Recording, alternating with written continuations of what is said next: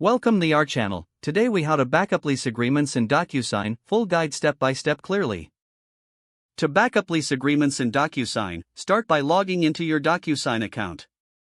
Once you're logged in, navigate to the Manage tab located on the top menu.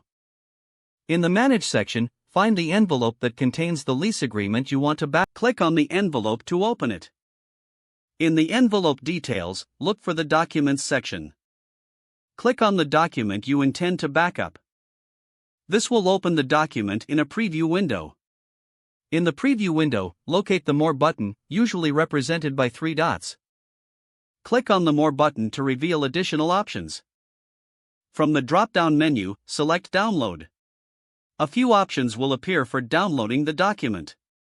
Choose the format that best suits your needs, such as PDF. The document will begin downloading to your computer. Once the download is complete, locate the file on your device. It's advisable to organize your backups into a dedicated folder for easy access. For security, consider adding a timestamp or version number to the file name. Repeat these steps for any additional lease agreements you wish to backup. Once all documents are downloaded, ensure they are stored in a secure location. Regularly check and update your backup to ensure all agreements are current. By following these steps, you can ensure that your lease agreements are safely backed up in DocuSign. If the page does not load, refresh the browser or try again in a private or incognito window. Make sure you are using the correct email address, then retype it carefully to avoid small typos. If your password is not accepted, use the reset option and create a new strong password you can remember.